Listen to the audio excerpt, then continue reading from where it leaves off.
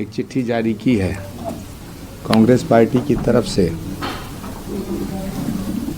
General secretary organisation Venugopal जी ने एक चिट्ठी जारी की है जिसमें उन्होंने ये कहा है कि पार्टी विरोधी गतिविधियों के कारण आचार्य प्रमोद कृष्णम जी को 6 साल के लिए कांग्रेस पार्टी से निष्कासित किया जाता है। तो सबसे पहले तो मैं कांग्रेस पार्टी के नेतृत्व का आभार व्यक्त करता हूं कि उन्होंने मुझे कांग्रेस से मुक्ति देने का फरमान जारी किया। साथ ही साथ मैं उनसे सवाल करना चाहता हूं, क्योंकि उस चिट्ठी में लिखा है पार्टी विरोधी गतिविधियों की वजह से। तो वेणुगोपाल जी या आदरणीय खड़गे जी कृपया बताएं कि ऐसी कौन सी गतिविधियां हैं जो पार्टी के विरोध में थीं और उन्हें कब पता चला। क्या राम का नाम लेना पार्टी विरोधी है? क्या अयोध्या जाना पार्टी विरोधी है? क्या भगवान राम की जन्मभूमि के मंदिर की प्राण प्रतिष्ठा समारोह का निमंत्रण स्वीकार करना पार्टी विरोधी है? क्या भगवान राम के मंदिर की प्राण प्रतिष्ठा समारोह में सम्मिलित होना पार्टी विरोधी है? क्या श्री कल्की धाम का शिलान्यास कराना पार्टी विरोधी है? क्या नरेंद्र मोदी जी से मिलना पार्टी विरोधी है? क्या उत्तर प्रदेश के माननीय मुख्यमंत्री योगी आदित्यनाथ जी को श्री कल्की धाम के शिलान्यास समारोह का निमंत्रण देना पार्टी विरोधी है? क्या भारतीय संस्कृति, संस्कार और सनातन की बात करना पार्टी विरोधी है?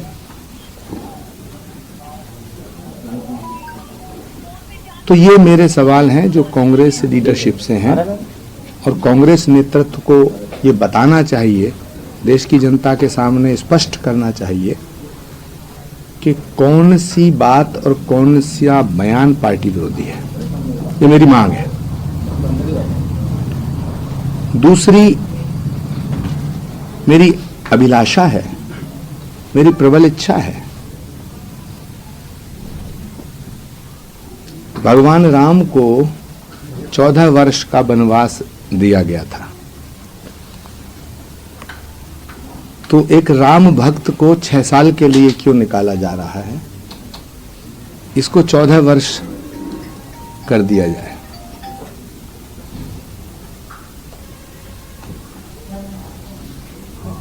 मैं छात्र जीवन से, जब मेरी उम्र लगभग 16-17 वर्ष थी, 81-82 में लगभग स्वर्गीय राजीव गांधी जी से मिला था।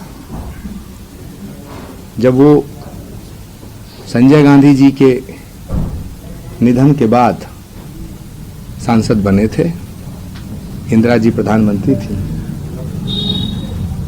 तब से लेके मैं कांग्रेस से जुड़ा रहा। राजीव जी को मैंने एक वादा किया था जब वो प्रधानमंत्री बने थे, उसके बाद जब इंदिरा जी की हत्या हो गई थी और राजीव गांधी जी से हमें राजेश पायलट जी ने मिलवाया था। हमने कहा था कि हम आखिरी सांस तक कांग्रेस नहीं छोड़ेंगे, हम अपने जीवन की अंतिम घड़ी तक कांग्रेस पार्टी को नहीं छोड़ेंगे, और इस वादे को हमने निभाया।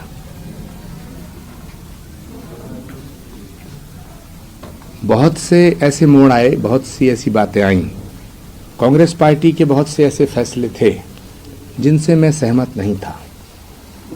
धारा 370 हटाने का फैसला जब भारत के प्रधानमंत्री आदरणीय नरेंद्र मोदी जी ने लिया तो ये देश हित में फैसला था। कांग्रेस को इसका विरोध नहीं करना चाहिए था। इसी तरह 3 तलाक को हटाने का फैसला, यह हमारी मुस्लिम बहनों के हक में था। इसका पार्टी को विरोध नहीं करना चाहिए था। तीसरा, जब डीएमके के नेताओं ने कहा कि हम सनातन को मिटा देंगे, सनातन डेंगू है, मलेरिया है, कुष्ठ है, इसका समर्थन कांग्रेस को नहीं करना चाहिए था। बहुत से ऐसे मुद्दे आए। एक और बड़ा मोड़ आया जब भारत की नई संसद का उद्घाटन भारत के प्रधानमंत्री जी ने किया। उसका विरोध कांग्रेस पार्टी ने जब किया, जब कांग्रेस पार्टी के नेताओं ने उसका विरोध किया, तो मैंने इस बात का समर्थन नहीं किया और मैंने ये बात कही कि भारत की संसद का उद्घाटन अगर भारत का प्रधानमंत्री नहीं करेगा तो क्या पाकिस्तान का प्रधानमंत्री करेगा? इन सब बयानों के बाद, इन सब बातों के बाद पार्टी के अंदर मुझे अपमानित करने का कार्य किया जाने लगा। मैंने अपमान के बहुत घूंट पिए, लेकिन पार्टी नहीं छोड़ी। कई बार मैं अपने आप से सवाल करता था कि इतना अपमान सह करके मैं कांग्रेस में क्यों हूं। लेकिन मुझे राजीव गांधी जी को मैंने जो वचन दिया था वो आड़े आता था, इसलिए मैंने पार्टी छोड़ने का फैसला नहीं किया। दूसरा, मैंने सोचा कि जो शख्स अपनी दादी, अपनी मां, अपने पिता के साथ सुख दुख में खड़े रहने वाले नेताओं की इज्जत नहीं करना जानता, जो नेता इंदिरा जी के साथ रहे, जो नेता राजीव गांधी जी के साथ रहे, जो नेता सोनिया जी के साथ रहे, गुलाम नबी आजाद से लेके कमलनाथ तक, भूपेंद्र हुड्डा जी से लेकर के दिग्विजय सिंह जी तक, आनंद शर्मा तक, ये वो लोग हैं जो इंदिरा जी के साथ भी रहे, राजीव गांधी जी के साथ भी रहे और सोनिया गांधी जी के साथ भी रहे। ये वो लोग हैं जिन्होंने राहुल गांधी जी को उंगली पकड़ के चलना सिखाया।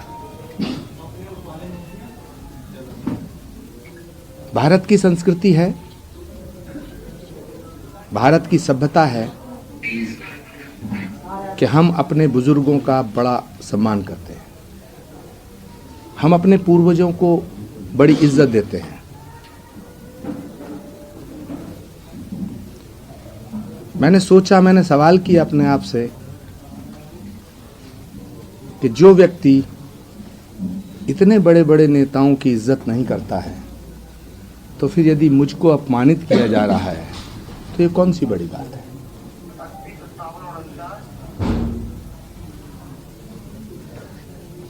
महाभारत में सारे महारथियों ने मिलके षड्यंत्र के तहत एक निहत्थे अभिमन्यु का वध किया था।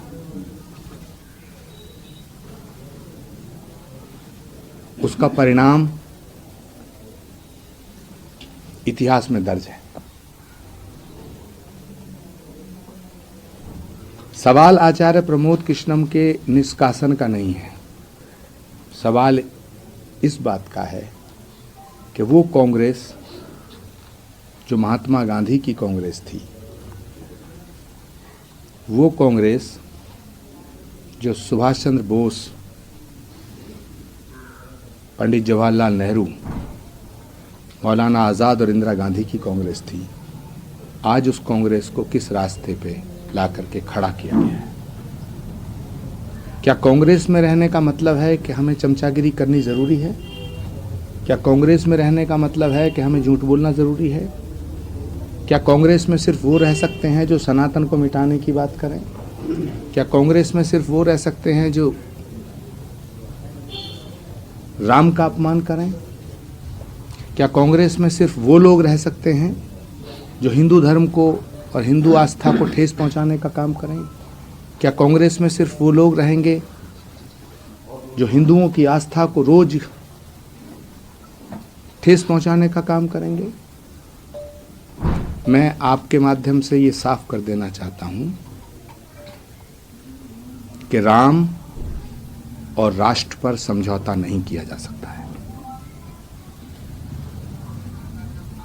निष्कासन बहुत छोटी चीज है।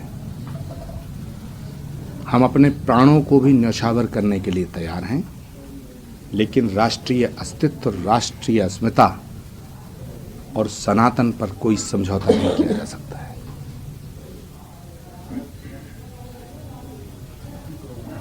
मैं आज मुक्त हुआ। श्री कल्की धाम का शिलान्यास समारोह 19 फरवरी को हो रहा है और मुझे फक्र है, मुझे गर्व है इस बात का कि भारत के प्रधानमंत्री, भारत के यशस्वी प्रधानमंत्री, भारत के ओजस्वी प्रधानमंत्री, भारत के तपस्वी प्रधानमंत्री आदरणीय श्री नरेंद्र भाई मोदी श्री कल्की धाम की आधारशिला रखने आ रहे हैं।